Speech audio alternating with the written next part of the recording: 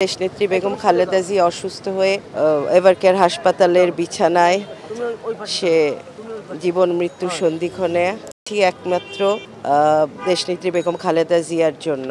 উনি যে অন্যায়ের সাথে আপোষ করে নাই এবং উনি দেশ ছেড়ে কোনোদিন আমাদেরকে ছেড়ে, দেশের মানুষ এবং নেতা কর্মীকে ছেড়ে সে কোনোদিন দেশের বাইরে যেতে চান নাই। তার জীবনের ঝুঁকি ছিল, তার সন্তানদের জীবনের ঝুঁকি ছিল, কিন্তু তারপরেও সে যাননি আমাদেরকে ছেড়ে। আজকে আসলে খুবই দুঃখ ভরাক্রান্ত মনে বলতে হয় যে আজকে ওনার যে অবস্থা, আমরা সবাই আসলে খুবই বিমর্ষ এবং আমরা সবাই তার জন্য আমরা দোয়া করছি। উনি বাইরে যাবেন, দেশের বাইরে, উনি যেন আবার সুস্থ হয়ে আমাদের মধ্যে ফিরে আসে, দেশের মানুষের মধ্যে, এটাই আমরা আশা করি।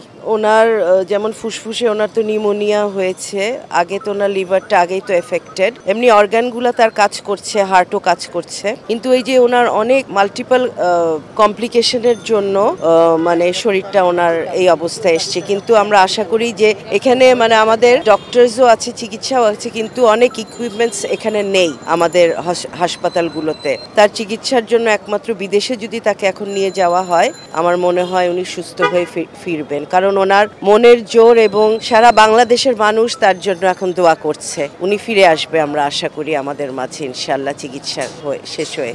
অবশ্যই ওনার টাইম মতো যদি চিকিৎসাটা হতো উনি সুস্থ হয়ে যেতেন, কারণ তখন শুধু তার লিভারেই অসুবিধাটা ছিল, প্রবলেমটা ছিল। কিন্তু দিনে দিনে যখন ওই একটার থেকে আরেকটা বেড়ে যায় অসুখ, আপনারা জানেন, লিভার থেকে শরীরের অন্যান্য অর্গানসগুলোও এফেক্টেড হয়ে যায়। ওনাকে যদি সময় মতো আরো 2-3 বছর আগেও যদি নেওয়া হতো চিকিৎসার জন্য বাইরে, যেটা আমাদের দলের পক্ষ থেকে বারেবারেই আবেদন করা হয়েছিল, কিন্তু এই